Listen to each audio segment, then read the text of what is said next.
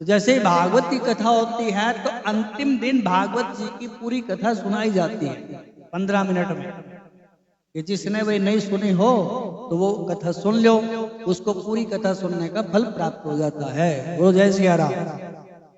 तो आप में से जो बीच में चूक गए हो, ना आए हो, ठीक है, अपने यहाँ तो कहते हैं कि 1 तारीख को आ जाओ, मतलब स्टार्टिंग वाले दिन आ जाओ और आखिरी वाले दिन आ जाओ, आपकी कथा पूर्ण हो जाती है। बोलो जय सिया राम।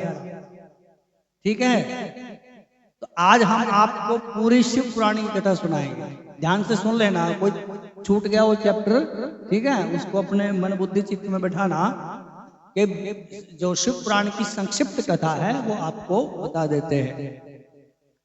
सबसे पहले जो शिव पुराण की कथा प्रारंभ होती है वो होती है प्रयागराज में। आपको याद होगा जितनी भी भगवान की कथाएं होती है वो सारी की सारी नैमिष अरण्य तीर्थ से प्रारंभ होती है, लेकिन शिव महापुराण की जो कथा है, इसका जो सत्र बैठा कथा सुनने के लिए, वो बैठे हैं महात्मा लोग प्रयागराज में।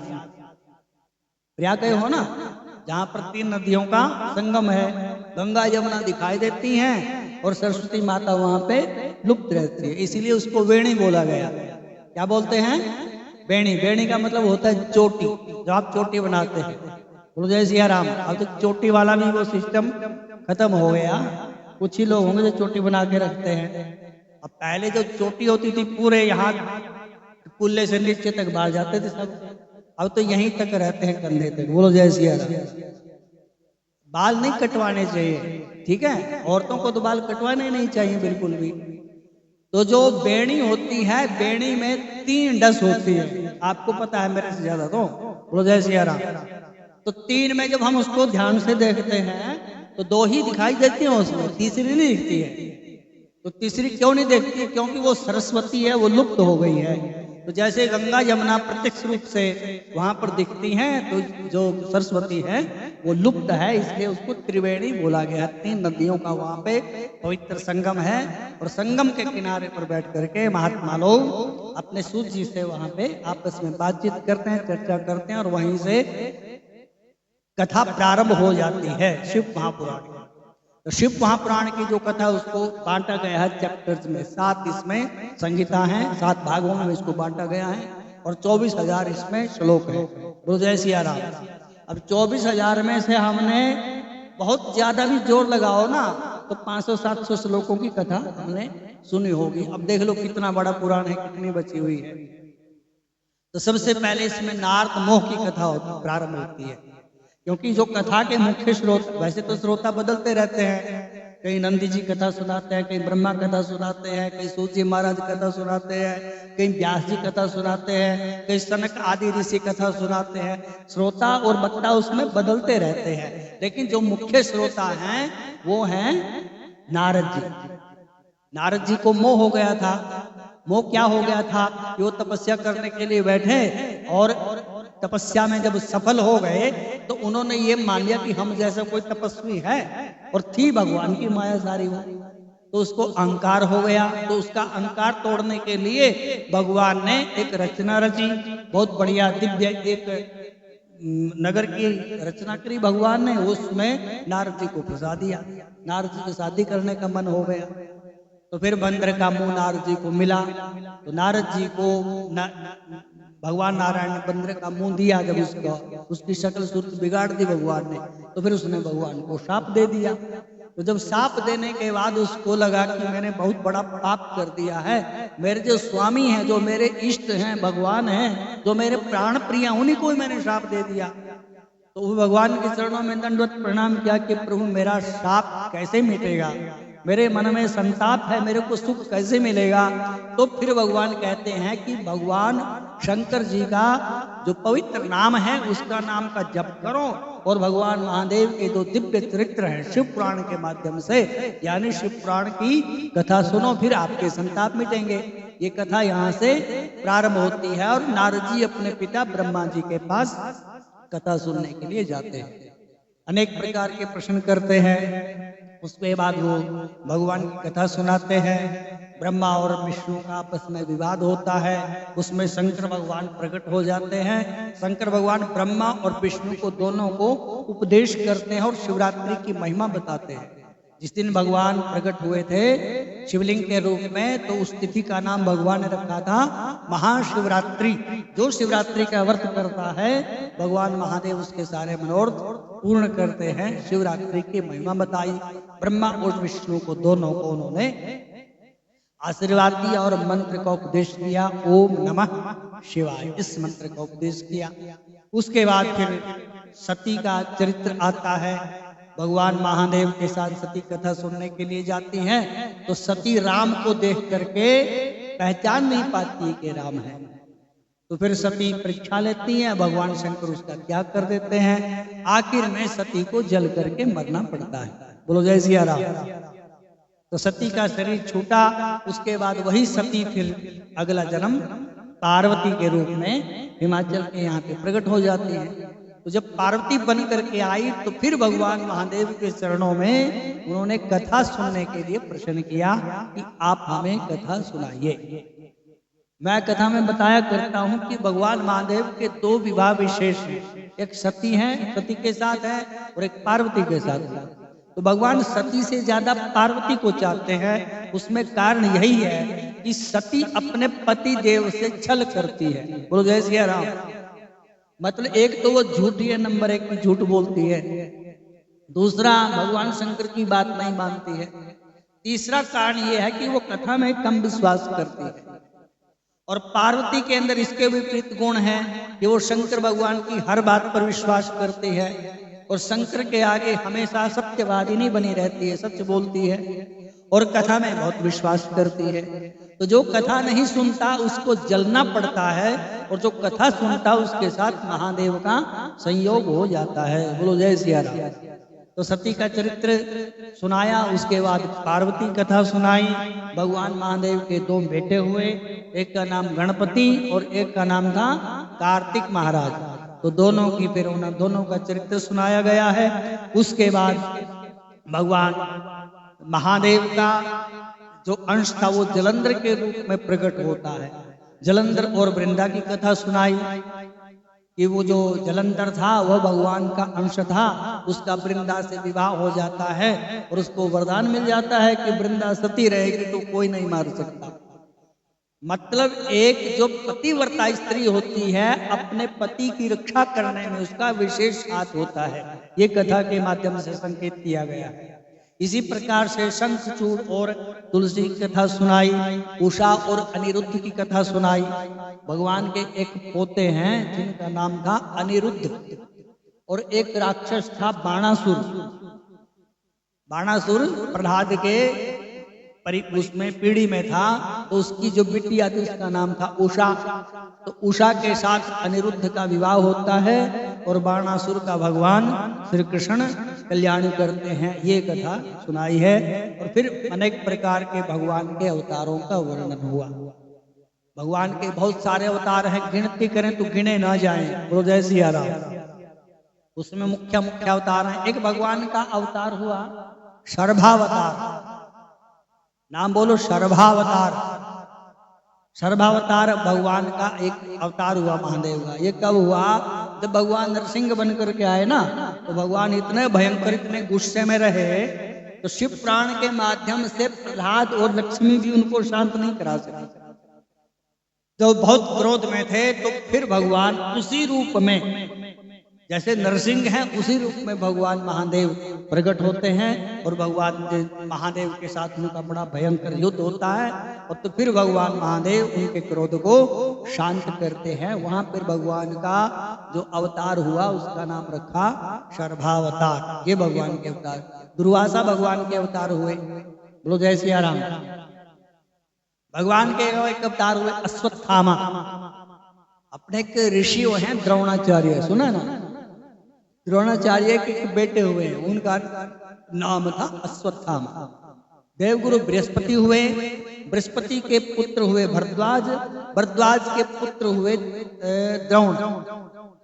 तो द्रोण ने भगवान महादेव को प्रसन्न करने के लिए तप किया जब महादेव प्रसन्न हो गए तो उन्होंने कहा कि ब्रह्मरोही वरदान मांगो, महाराज हम आपकी तपस्या से बड़े प्रसन्न हैं। वो कहते हैं कि हमें बहुत बली एक पुत्र चाहिए जो कौरवों के पक्ष में युद्ध लड़े। बोलो जय सिया राम। तो फिर महादेव ने कहा कि तथास्तु, और उसके बाद शंकर भगवान का अंश ही अश्वत्थामा के रूप में प्रकट हुआ। ये अश्वत्थामा की कथा शिव पुराण में आती है। उसके बाद भगवान जी का, हनुमान जी का अवतार हुआ है। भगवान जी नंदी के रूप में प्रकट हुए हैं। एक भगवान का अवतार हुआ यतिनाथ। बोलो जय सिया राम। एक पति पत्नी जंगल में रहते थे। जब आपके घर में कोई अतिथि आता है ना, तो अतिथि को भगवान मान करके उनकी जो सेवा करता है नियम से, तो भगवान उसके ऊपर प्रसन्न होते हैं। क्यों प्रसन्न होते हैं? क्योंकि जो अतिथि है वो भगवान है, बस ये समझ लो। अब अतिथि किसको बोलते हैं? मान लो अचानक मैं आपके घर में चला गया तो मैं अतिथि नहीं हूं आपका, ठीक है? आपके कोई रिश्तेदार आ गए, रात को 12 बजे घंटी बजा दी, वो अतिथि होंगे ना? वो अतिथि नहीं है। अतिथि कौन है? अतिथि वो है जिसको आप नहीं जानते हैं, जिसको आप बिल्कुल नहीं जानते हैं किसी भी प्रकार से, और वो आके आपकी घंटी बजाता है और फिर वो बोलता है कि मेरे को कुछ खाने पीने के या जो भी उसका प्रश्न होता है, यदि हम उसकी आशा को पूर्ण कर देते हैं तो समझ लो हमने महादेव की सेवा कर दी है। बोलो जय सिया राम। ठीक है, उसको बोलते हैं अतिथि। तो एक पति पत्नी थे, एक का नाम था आहुक, घरवाले का नाम, और घरवाले का नाम था आहुका। दोनों जंगल में रहते थे। उनका एक ही काम था कि शाम के समय में जंगल में से कोई भी निकलता उसको भगवान मान करके अपनी कुटिया में विश्राम देते थे। तो वर्षों हो गए, वृद्ध शरीर हो गया। अब भगवान ने परीक्षा ली उनकी कि इनमें कुछ वास्तविकता है भी कि वैसे ही कर रहे हैं। तो भगवान एक बाबा बन करके आ गए। बोलो जय सिया राम। तो भगवान बाबा बन करके आए तो बोले भाई रात को ठहरना है। तो कुटिया थी छोटी, वो उस कुटिया में 2 ही आदमी आ सकते थे। तो वो कहते हैं अतिथि को, आहुक, कि आप अंदर सो जाओ और साथ में मेरी धर्मपत्नी सो जाएगी, हम पहरा देंगे, जंगली जानवर बहुत हैं। तो जो उसकी धर्मपत्नी तो वो कहती कि नहीं, बाबा के साथ आप सो जाओ, मैं पहरा दूंगी।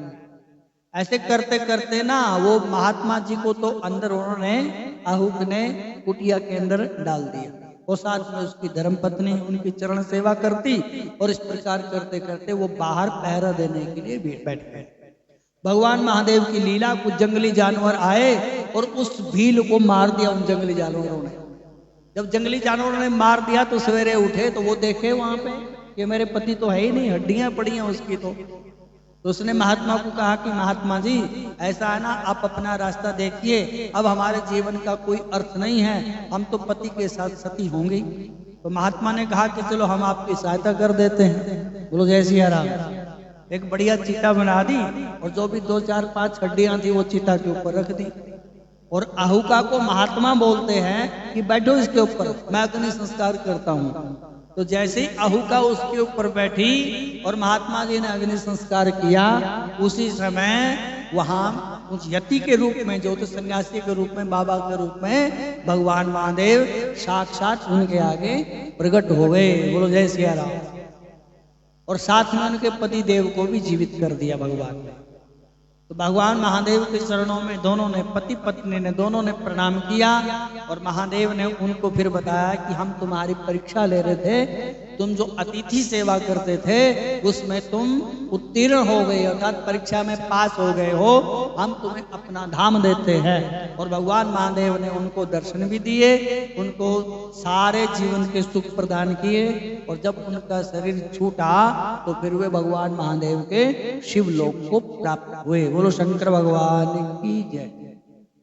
तो शिव पुराणकार ने वहां भगवान का जो ये अवतार था, इसको अवतार का नाम दिया यतिनाथ। जो अतिथियों की सेवा करता है भगवान महादेव उसके ऊपर प्रसन्न हो जाते हैं। बोलो जय सिया राम। उसके बाद एक कृष्ण दर्शन अवतार जो हमने कल कथा सुनी थी, नभग के पिता ने नभग ने अपने पिता की बहुत सेवा की और सेवा के प्रभाव से भगवान महादेव ने उनको दर्शन दिए। कृष्ण दर्शन अवतार भगवान का एक अवतार हुआ है किरातेश्वर। किरात होते हैं शिकारी बोलते हैं, किरात माने शिकारी, जंगल में रहते हैं।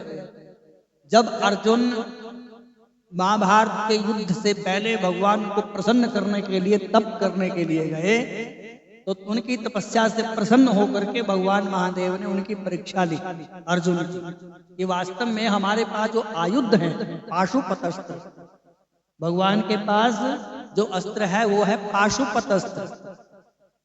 अर्जुन के पास ऐसे ऐसे अस्त्र शस्त्र थे कि महाभारत के युद्ध में इतने लोग जो मरे हैं ना, उनकी मारने की जरूरत नहीं थी। वो अभिमंत्रित करके एक एक अस्त्र शस्त्र का प्रयोग करता तो वो उसी के ऊपर अटैक करता, वो धराशायी हो जाता। अर्जुन के पास ऐसे वो, लेकिन भगवान की लीला जो भगवान कराना चाहे उससे, तो भगवान पशुपतिनाथ अर्थात महादेव को प्रसन्न करने के लिए जब अर्जुन तपस्या करने के लिए गए तो भगवान महादेव ने वहां पर भी उनकी परीक्षा ली है। हम लोग तो थोड़े में घबरा जाते हैं कि हम इतने पूजा करते हैं, पाठ करते हैं, दान करते हैं, धर्म करते हैं, फिर भी भगवान हमारे साथ ऐसा करते हैं।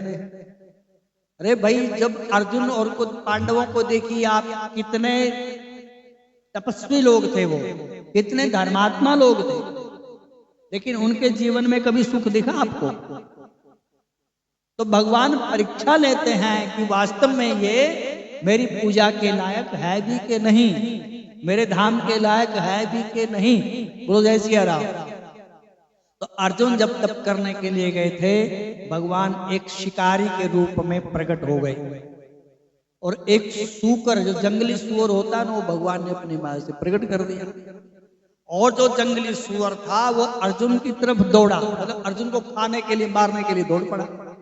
और इधर से भगवान ने अपना धनुष और बाण निकाला और पीछे से सुअर के पीठ में भगवान ने बाण मार दिया। और उसी समय अर्जुन ने भी अपना बाण उठाया और वो सुअर के अगले हिस्से में लग गया और बाण दोनों को लग गए। बोलो जय सिया राम। और जैसे ही दोनों के बाण में लगे, सुअर वहीं पे गिर गया, धराशायी हो गया। अब जो भगवान आए हैं ना किरात के रूप में, शिकारी के रूप में, वो अर्जुन को बोलते हैं कि मैंने मारा है। तो अर्जुन बोला कि छाती में बाण तो हमने मारा भाई, तो हमारे बाण से मारा है। तो वहां पर भगवान महादेव की और अर्जुन की भयंकर लड़ाई हो जाती है। इतना जबरदस्त उसका युद्ध हुआ, तो आखिर में अर्जुन ने भगवान का पैर पकड़ लिया, चरण पकड़ लिया, मतलब भगवान का। और भगवान महादेव जो किरात शिकारी के रूप में है, उसका वो पकड़ कर कैसे घुमाने लगे जोर से। भाई ऐसे जोर से घुमा करके फेंक दूंगा, बहुत दूर जाके गिरेगा ये शिकारी। जब अर्जुन ने ऐसे फेंक उसको घुमाया तो उसी समय भगवान हंसने लगे और महादेव के रूप में वहां पे प्रकट हो गए। बोलो शंकर भगवान की। शंकर भगवान प्रकट हो गए। तो शंकर भगवान को देख करके फिर अर्जुन को बड़ा पश्चाताप हुआ कि प्रभु हम आपको पहचान नहीं पाए। भगवान ने कहा कि कोई बात नहीं, ये तो हम आपकी परीक्षा ले रहे थे। तो अर्जुन उस परीक्षा में पास हो गए। तब भगवान महादेव ने अर्जुन को अनेक प्रकार के अस्त्र शस्त्र उनको प्रदान किए, अधिकारी मान करके कि ये वास्तव में ही इन शस्त्रों का अधिकारी है प्राप्त करने का। तो यहाँ पर भगवान जो प्रकट हुए हैं उसमें उनका नाम रखा भगवान का किरातेश्वर महादेव। भगवान के अनेक, भगवान का भैरव अवतार हुआ।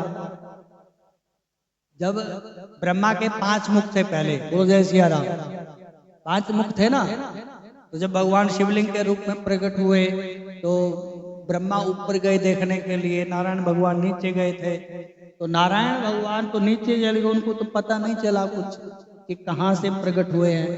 भाई शंकर भगवान का आदि और अंत कौन पता लगा सकता है। लेकिन ब्रह्मा ने आकर के झूठ बोल दिया कि हाँ मैंने पता लगा लिया है इसका, ये कहां तक गए हुए, इसका छोर कहां तक है, आखिरी कहां तक है। तो जैसे ही उन्होंने झूठ बोला तो उसी समय भगवान के यहाँ तीसरे मस्तक से भैरव भगवान प्रकट हुए और उसी समय ब्रह्मा का सिर काट दिया। बोलो जय सिया राम। और ब्रह्मा का जो सिर था वो उनके हाथ में चिपक गया।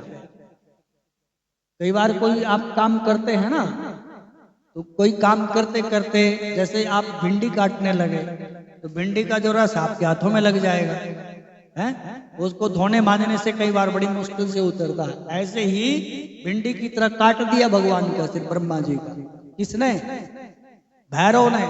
भैरव भगवान प्रकट हुए और उनके हाथ में चिपक गया वो, छुड़ाए छूटे ना वो। अब वो उसको लिए लिए घूमे। बोलो जय सिया राम। भगवान बड़े प्रसन्न हुए, बड़े दुखी हुए भगवान कि भाई कैसे छूटे ये। उसको बोला गया ब्रह्म हत्या। क्या बोला? ब्रह्म हत्या लगी। अब ये कैसे छूटे? फिर भगवान को बोला गया कि तीर्थों की यात्रा करो। तीर्थों की यात्रा करते करते करते भगवान एक स्थान पर पहुंचे तो वहां पर उनके हाथ से वो सिर छूट गया। बोलो जय सिया राम। मतलब वो ब्रह्म हत्या हट गई और उस स्थान को बोला गया कपाल मोचन। बोलो जय सिया राम। अब कपाल मोचन दो है। एक तो आपके यहीं पे है, ये जगाधरी में पड़ता है कपाल मोचन। आप लोग गए होंगे सब यहाँ। तो कपाल मोचन, कपाल का अर्थ होता है सिर। यहाँ का जो ईसाई इसको बोलते हैं कपाल, और मोचन का मतलब मुक्त हो जाए, छूट जाए। जो हाथ में कपाल यानी सिर लगा हुआ था वो छूट गया, तो उस जगह का नाम पड़ गया कपाल मोचन। तो एक कपाल मोचन यहाँ है, एक कपाल मोचन पड़ता है काशी गोकर्ण तीर्थ में। अब दोनों को ही मानते हैं, जिसके जहां ठीक लगे वहां जाओ, दर्शन करो। है यहाँ पर कपाल मोचन है, भगवान का बड़ा दिव्य, वहां पर घाट बना हुआ है, सरोवर है, वहां पर लोग दर्शन करते हैं। और जिसको अनेक प्रकार के पाप लग जाते हैं, यहाँ तक कि ब्रह्म हत्या भी लगी हो किसी को, वो वहां कपाल मोचन में दर्शन और स्नान करने से सारे के सारे पाप भस्म हो जाते हैं। बोलो जय सिया राम। ये भगवान की दिव्य कथा। ये भगवान का एक अवतार हुआ। एक अवतार हुआ पिप्पलाद अवतार। पिप्पलाद समझ गए? पीपल समझ गए? पीपल की जड़ में जिसने बैठ करके तप किया हो बच्चे ने, है? बच्चे की माँ पैदा होते ही अपने आप तो अपने पति देव के साथ सती हो जाए और बच्चे को बोले कि पीपल के पेड़ में बैठा दिया पैदा होते ही, और आशीर्वाद दे दिया कि तुम यहाँ पर बैठ करके तप करो, भगवान दर्शन देंगे। बोलो जय सिया राम। तो अपने एक ऋषि हुए हैं दधीची ऋषि, सुना है? दधीची, जिन्होंने अपनी हड्डियां दान कर दी थी। बोलो जय सिया राम। आप लोगों ने फार्म भरका किसी ने दान करने का? अरे अपनी बॉडी दान करने का फार्म भरका किसी ने? कुछ भी नहीं भरा है। तो क्या काम आएगा शरीर भाई? है? जला देंगे इसको घर वाले और बोलेंगे पीछे मुड़ के भी नहीं देखेंगे फिर। है? बोलो जय सिया राम। हाथ जड़े जो लाकड़ी, केस जले जो घास। हमारी हड्डियां कैसे जलेंगी? जैसे लकड़ी जलती। वैसे बढ़िया बढ़िया शैम्पू लगाते हैं ना इसमें, है? हेड एंड शोल्डर का सजा के रखते हैं, तो बाल कैसे जलेंगे? जैसे सूखी घास जलती है। तो कबीर साहब जब खड़े हुए थे, जल रहे थे आदमी। काशी में तो विशेष है, वहां पर कुछ जलते ही रहते हैं। तो कबीर साहब बोलते हैं वहां पे कि हाड जले जो लाकड़ी, केस जले जो घास, और यूं जग जलता देख के भयो कबीर उदास। उदासी छा गई चेहरे पे कि सारी की सारी उम्र इस शरीर को इतना बढ़िया चमका करके रखते हैं कि कभी कुछ लग जाए। ट्यूब नहीं लगाते? अरे हंसने वाले क्या बात, सब लगाते होंगे। नहीं लगाते तो बोलो। और फोटो भी कहते हैं भाई फोटो भी बढ़िया आनी चाहिए, फिल्टर लगाते हैं फोटो में। बोलो जय सिया राम। लगाते हैं ना, और बढ़िया बना करके और अपनी फोटो को देख करके क्या बात है, बहुत बढ़िया हुआ, इसको अपलोड करो। बोलो जय सिया राम। होता है ना? इस शरीर को इतना सजा करके रखते हैं बढ़िया, और इसके लिए एक छोटा सा फार्म भर दो ना कि हमारी जो आंखें होंगी किसी ना किसी के काम आ जाएंगी, नहीं तो वहीं जल के मर जाएंगे। मरेंगे तो पहले ही जल जाएगा शरीर सारा, तो आंखें भी जल जाएंगी, कान भी जल जाएंगे और सारे का सारा शरीर जलेगा। इसलिए फार्म भर दो अभी से कि हमारा जो शरीर है पीजीआई में जाकर के भर दो फार्म, कहीं भी जो आपके संपर्क में अच्छे आदमी हो कि हमारा जो शरीर है असल में तो पूरी की पूरी बॉडी डोनेट कर। अरे दधीची की कथा सुना रहे हैं, दधीची ने मरने के बाद थोड़ी की थी, उसने तो जीते जी कर दिया अपना शरीर दान, लो मेरा शरीर ले लो किसी के कुछ काम आए तो, बोलो जय सिया राम। और उस समय एक राक्षस था, उसका नाम था वृत्रासुर, वो मरे ना, उन्हें त्राही त्राही मचा दी। देवता लोग गए भगवान के पास, अब क्या करें, बोले दधीची महाराज के पास जाओ। तो उनके पास क्या खासियत, अरे भगवान महादेव के भक्त है वो, और भगवान महादेव के भक्त होने के नाते उन्होंने अपने शरीर को महादेव की कृपा से वज्र का बना दिया है। उनके शरीर से जो शस्त्र तैयार होगा अस्त्र, उसी से वो मरेगा, ऐसे नहीं मरेगा। तो दधीची ने मरने के बाद नहीं, जीते जी अपना शरीर दान किया था। इसलिए हम कम से कम चलो जीते जी नहीं दे सकते, मरने के बाद तो दे दो, ठीक है, बोलो जय सिया राम। तो दधीची ने अपना शरीर दान कर दिया। 2 कमरे थे, बाहर वाले में दधीची बैठे हुए थे, अंदर वाले में माता जी थी। दधीची की धर्मपत्नी, उसका नाम है सुवर्चा, गर्भवती थी। जब देवता लोग आए उन्होंने दान वान कर दिया, उसको बेचारी को पता ही नहीं लगा। वो तो बाहर आकर के देखती है कि ये क्या हो गया, तब उसको फिर लगा कि अब मेरे जीने का कोई अर्थ नहीं है। तो देवता लोग प्रकट हो गए, बोले माता जी आप तो गर्भवती हैं, और गर्भवती जो महिला होती है उसको किसी प्रकार से सती होने का अधिकार नहीं, बोलो जय सिया राम। तो उसने अपना जबरदस्ती अपने पेट पे अश्मक पत्थर का प्रहार किया और पुत्र को जन्म दिया, और साक्षात शंकर भगवान का अंश था, और पीपल में बैठा दिया, आश्रम के आगे पीपल था, और पुत्र को आशीर्वाद दिया कि बेटा हम तुम्हें आशीर्वाद देते हैं, यहीं पर बैठ करके पूजा करो और यहीं पर बैठ करके ध्यान करो, भगवान यहीं प्रकट हो जाएंगे, बोलो जय सिया राम। सुवर्चा अपने पति लोक में चली गई। भगवान महादेव की कृपा से जब वो बेटा बड़ा हो गया, भगवान महादेव और पार्वती प्रकट हुए, उसका नाम रखा पिपलाद। क्या नाम रखा, पिपलाद। पीपल के पास बैठ करके इसने तप किया, तो पीपल से ही इसका नामकरण कर देते हैं, उसका नाम किया पिपलाद। तो भगवान महादेव ने उनको खूब आशीर्वाद दिया, और उसने भगवान महादेव से एक वरदान मांगा, बोल जय सिया राम। जो बच्चों की कुंडली दिखाते हैं ना, 15 वर्ष का जो बच्चा होता है उसके ऊपर शनि की साढ़े का कोई प्रभाव नहीं होता। जो 15 वर्ष तक का बच्चा होगा, और यदि प्रभाव होगा तो इसका मनुष्य प्राण झूठा हो गया, फिर बोलो जय सिया राम। तो पिपलाद ने भगवान को ये वरदान मांगा है कि जो बच्चा 15 वर्ष तक का होगा उसके ऊपर शनि का कोई प्रभाव नहीं होना चाहिए, बोलो जय सिया राम।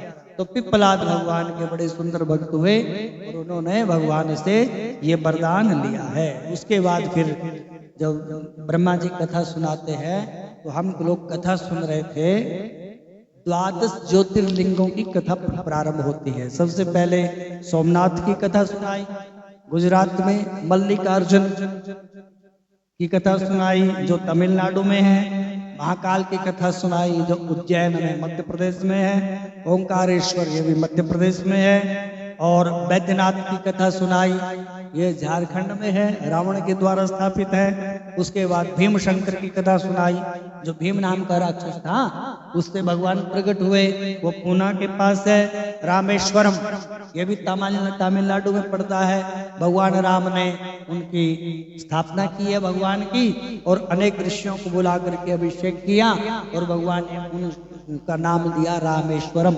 दिव्य ज्योतिर्लिंग के रूप में भगवान प्रकट हुए।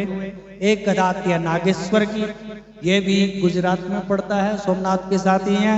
वहां पर भगवान महादेव नागेश्वर के रूप में स्थित है, और इसके बाद काशी में भगवान विश्वनाथ हैं, और एक है भगवान त्र्यंबकेश्वर।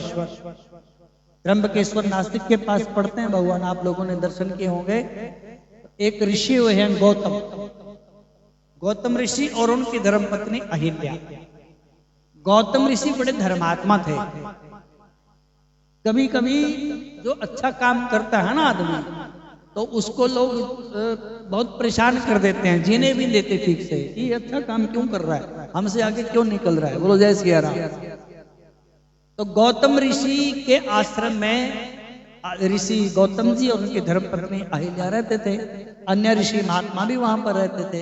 एक बार अकाल पड़ गया तो ऋषि ने वरुण देव को प्रसन्न करने के लिए तप किया और वरुण देव ने वहां पे जल की व्यवस्था कर दी।